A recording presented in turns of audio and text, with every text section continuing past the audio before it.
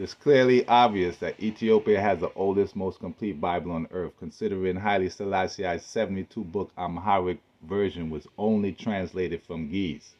Not only that, he took out 9 books that were added in by the Tewahedo Church, which consists of original Greek and original Hebrew. In other words, the pagans read his Ethiopian original tongues and added in and took away books from it.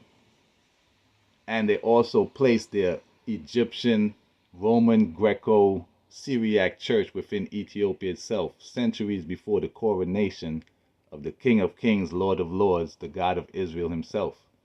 Not only that, they added in folklore to his scriptures by using the Kebun Nagus as if it's factual, when in fact Haile Selassie said this is just our story. One reason being, within the Ethiopian original tongues, it lets you know that Sheba was not here thousands of years ago. Why? She's supposed to be here now during Revelation. So let's read.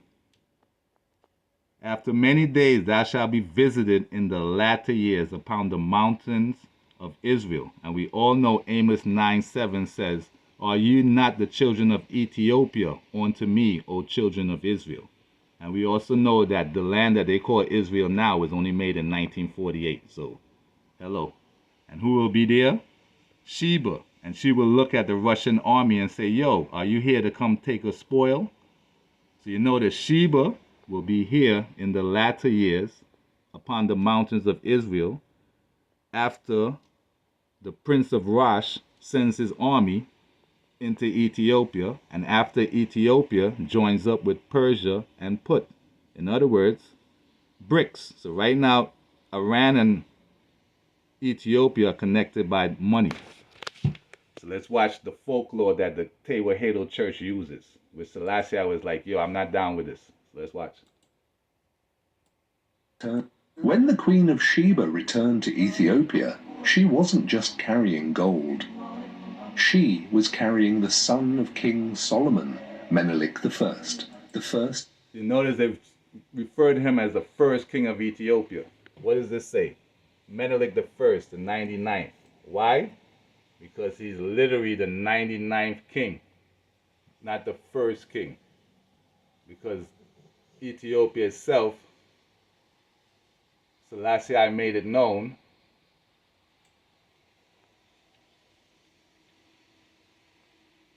in 1922 that his list goes back to 4530 BC. In other words, it then started with Menelik. Menelik was the 99th king. Because Ethiopia itself will let you know that life started in 5500 BC. So the Ethiopian calendar lets you know the creation of the world was in 5500 BC. So basically 1,000 years after life started, the monarchy started. But people follow Rome. When Rome starts off with a myth. So the Roman myth held that their city was founded by Romulus, the son of a war god Mars, and the Vestal Virgin. Hello, sounds familiar, right? So that's what the pagans did. They created their own resurrection crucifixional story by adding in folklore. So Roman tradition claimed that Rome had been under the control of 7 kings from 753 to 509. In other words, Rome didn't start till after 509 BC. Why? Because their beginning was mythical. Romulus. In other words, made up stories. Just like the Kebun Nagus. So what does it say? The first summary of the contents of the Kebun Nagus was published by James Bruce, who is a blonde, white Scottish dude, as far back as 1813. So after James Bruce died, they published his book in 1813. But little interest was roused by his somewhat bald priestess. So the Kebun Nagus is a great storehouse of legends and traditions, some historical and some of a purely folklore character, derived from the Old Testament and the later rabbinic writings, and from Egyptian, both pagan and Christian. In other words, look what the pagans are going to do tomorrow. On Sunday. So Easter 2027 will be March 28th. This year is going to be April 5th In 2038 is going to be April 25th. In other words, it changes every year so it can line up with the moon. So the Ethiopian Orthodox Tewahedo Church celebrates the full week from the day of the resurrection of some Greek dude that they call Isis Christos. So that's why Selassie I say, yo, hello. There is no problem as opposition to the state or opposition to me. Since his restoration in 1941, the Lion of Judah has carried out a program of modernization and of political and social reform, and has begun to westernize the 2,000-year-old Coptic Christian Ethiopia. In other words, they realized that the Ethiopian prophecy was against them. So they basically went to Ethiopia and set up their own church and put the future in the past, telling you that futuristic characters died thousands of years ago. So let's read when Solomon is supposed to be here. Solomon reigned during an era of peace, when God made tranquil all his borders. He built a house in the name of our God and established a lasting sanctuary. In other words, Solomon is supposed to be the king when it's supposed to be ever-living life. So he'll be crowned towards the end of Revelation, where he will reign till time indefinite.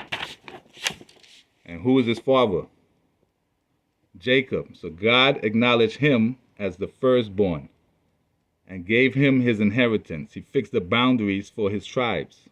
And from him was to spring the man, Moses. In other words, Jacob is Moses, and Moses is Solomon. And we know that because Solomon built the ark. So the holy ark of the Lord in the house that King Solomon, the son of David, had built. So Solomon is the one who built the ark. And who is Solomon? Solomon is the son of Sarias, and he's the son of Azarias. Why is that important? Because that's what Joseph's name is. So as you see, so he left Joseph, the son of Zacharias, and Azarias. Notice his two men names, Zacharias and Azarias. Zacharias is Zachary.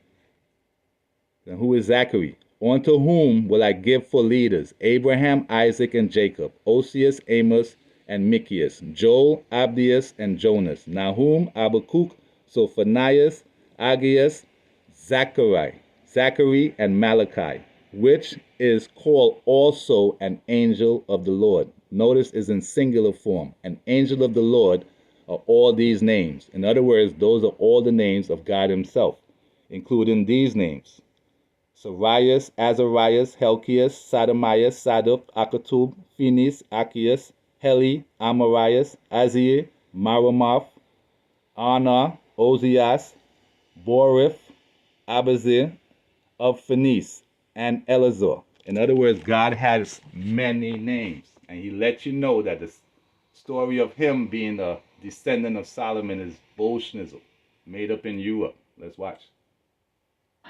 He created a strong, centralized monarchy. The country, with its 22 million people, revolves around his personal rule. You are descended to me. Notice the Canadian reporter is telling him, not asking him. He's literally telling him, you are a descendant of Solomon and Sheba. So last year I was speaking complete English. He could easily say, yes, I am, and verify it and go against the scriptures that we just read, considering Sheba is supposed to be here in the latter years. So let's watch what he's going to say. Your Imperial Majesty, from King Solomon and the Queen of Sheba. This is just our story, ancient story. The Queen of Sheba, she go to visit Solomon. That was made up in the Kevin August. You notice he said, this is just our story. Because according to that Kevin August story, Menelik is the first king. Which Selassie says, no, he's the 99th king.